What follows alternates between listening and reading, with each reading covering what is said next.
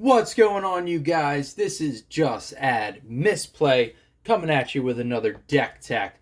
Today I bring you Azalea. She is the ranger hero of Flesh and Blood. She's from Arcane Rising, and there's rumors going around that she's not that great. Well, guess what? She kind of isn't. She's a lot of fun though. So if you really want to have fun, play Azalea. It's not the strongest deck in Blitz, but it's so much fun that I think it's worth a spot, okay? Check out the cards in this deck.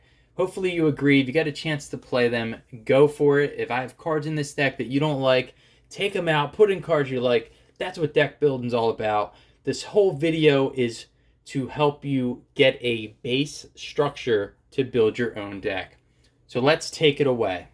Azalea has a once per turn action where you pay 0, which is fantastic, right? Put a card from your arsenal on the bottom of your deck, and if you do, put the top card of your deck face up into your arsenal, so it kind of filters that.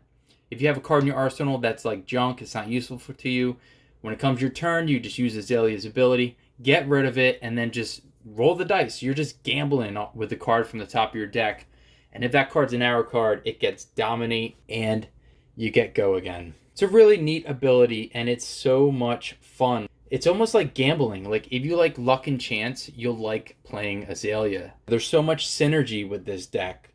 All of Azalea's equipment kind of ties into Azalea's ability. So if you're trying to like put a card in your arsenal and you don't have one in there, Azalea will have an equipment that will be able to do that. So keep that in mind while you're playing this. If you're not sure how to do something, just look at your equipment, and usually the answer is right there on the board.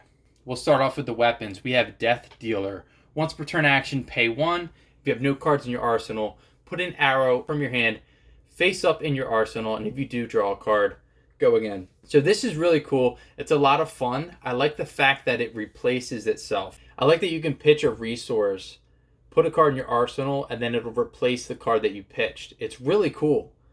I like it. Death Dealer is A-okay by me. Let's go to the other bow. We got Redliner. So this is essentially the same thing. You just don't get to draw a card. You pay 0, no cards in your arsenal, put an arrow card from your hand face up into your arsenal, and then you get go again. So it doesn't cost any resources, which is really good. And actually, Redliner seems to be... It's like hitting the easy button with Azalea, I think.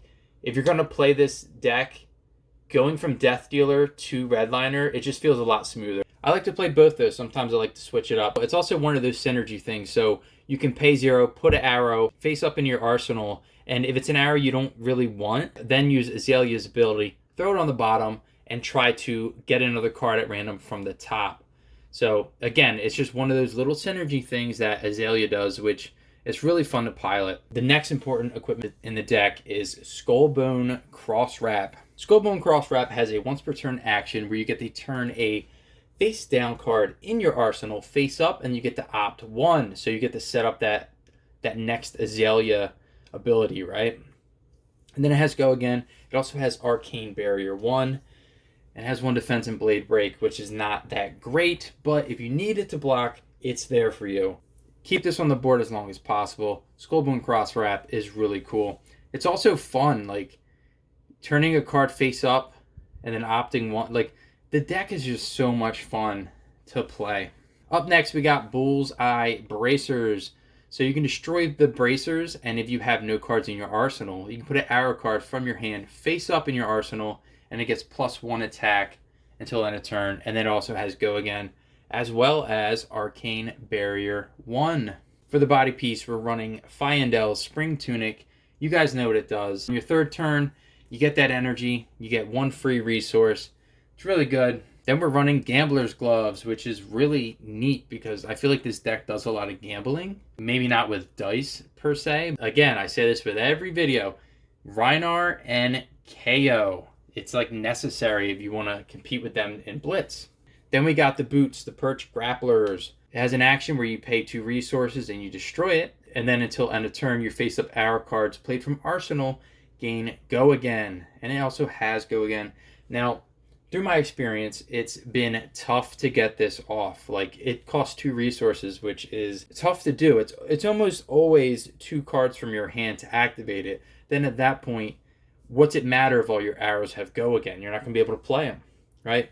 So it's really there for the 2 block. And I honestly like the Snapdragon Scalers, which is our next card. You can destroy it as an attack reaction and give one of your arrows or one of your cards that costs 1 resource or less go again, which is so much better than the Perch Grapplers. And it's a common equipment. Like Perch Grapplers, what were you thinking? It'll throw you off. It ain't great. It looks cool. It's a great picture, but let's just run with Snapdragon Scalers. And then we got the Null Rune Boots and the Null Rune Robe. These are good against Rune Blade or Wizard decks. You're going to need them. Moving into the 40 card deck, starting off strong, we got an Art of War. So there's so many options on this card, and I find that a lot of the options are really fun to have with Azalea. The options that you need will play out if you play this card. We're running with 2 copies of it. Use it. It's good. Up next, we got Endless Arrow. It costs 0 resources. And if it hits, put it into your hand. So this is just an arrow that's going to keep on shooting. And at the end of your turn, if you attack with this and then it goes back to your hand after it hits, you can just throw it in your arsenal and then hopefully attack with it next turn. Or you could cycle it, whatever you want to do. It's a good card. 0 resources for 4 damage is pretty sweet rates. And it's an arrow. Up next, we got Fissure Death. It pitches for yellow, which is nice. And it costs 1 resource. You only play this instant spell after you took damage. So a lot of go wide strategies, this will shut off. But the next time you get dealt damage, you get to prevent it. It's good against Dorinthia. I like it. I think it's a neat card, and I think it's very Ranger themed, so I run it. If you don't like it, get rid of it. Up next, we got the red Hamstring Shot. If it hits a hero, their first attack during their next turn costs an additional 1 to play. So it can kind of make the opponent lose their footing, perhaps. You see what I did there? And it has 5 attack, 3 blocks. It seems good. I like it. It does work. Up next, we got Headshot. This card's great because if it goes into your arsenal face up, it gets +2 attack until end of turn. And then with Azalea's ability, it'll also get Dominate, so they can only block with 1 card from hand. I like it. I run it. 2 copies of the red. Then we got Nimbleism. I run 2 copies of the red as well.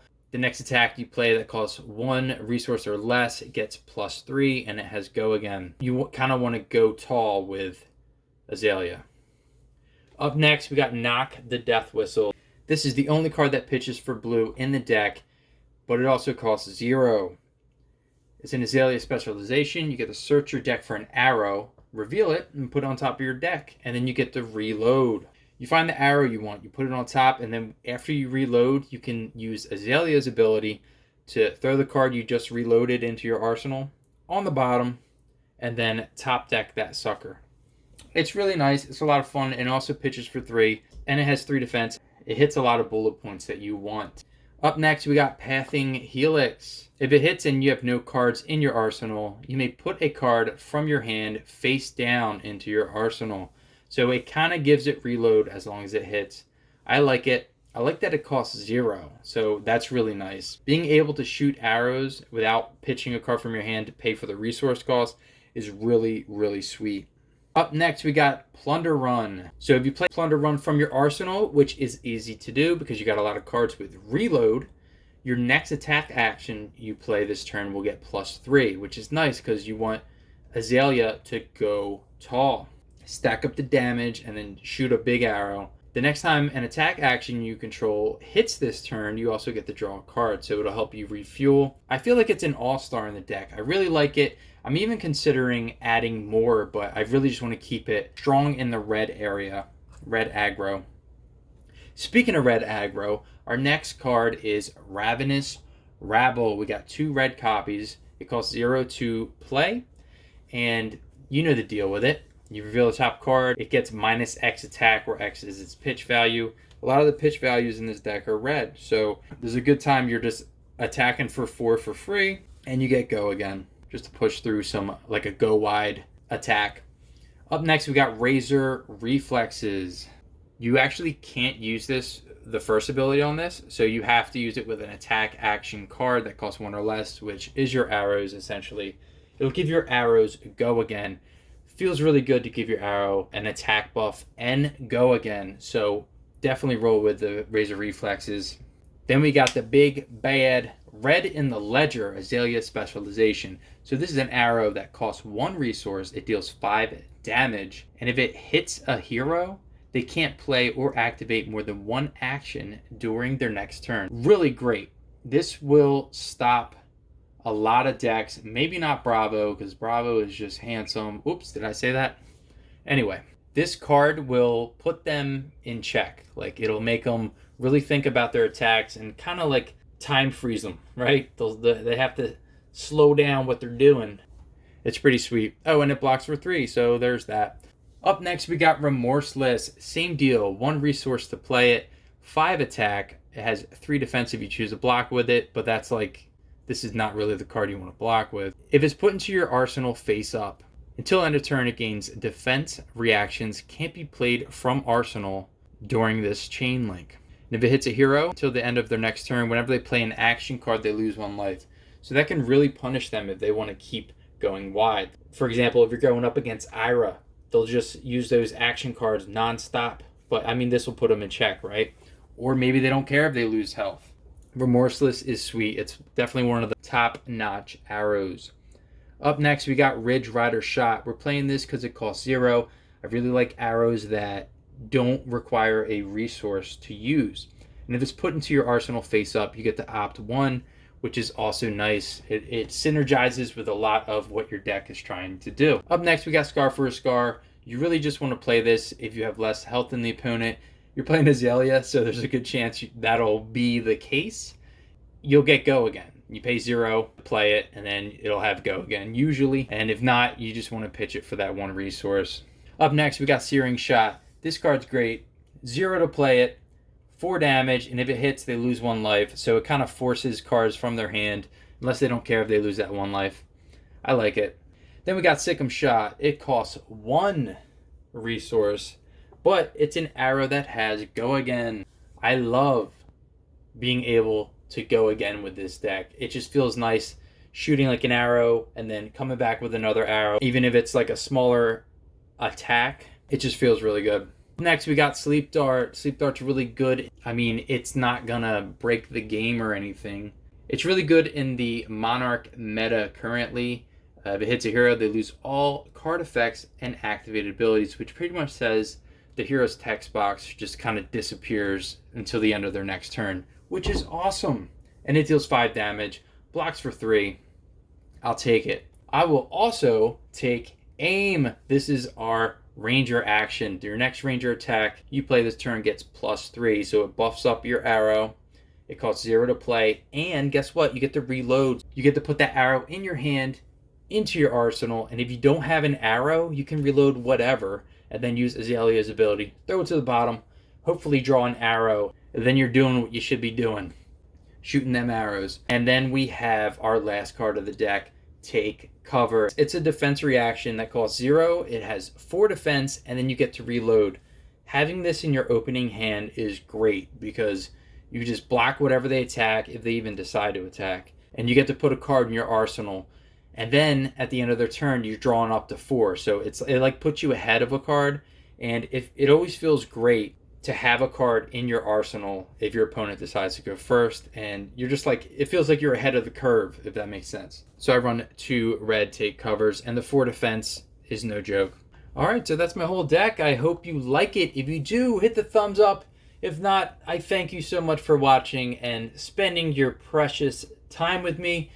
I really like this deck. It's a lot of fun, and I really hope you do get a chance to play it and check it out. Even more importantly, take out cards you don't like and put in cards you do like. That would just make my day, because I love when players think outside the box, or, you know, whatever strategy someone else has, and like makes it their own. We'll see you in the next video. Thanks again. Hey, thanks for watching. If you like my content and want to see more, go ahead and hit that subscribe button. You can also hit the like button. It goes a long way, and it really helps out a lot.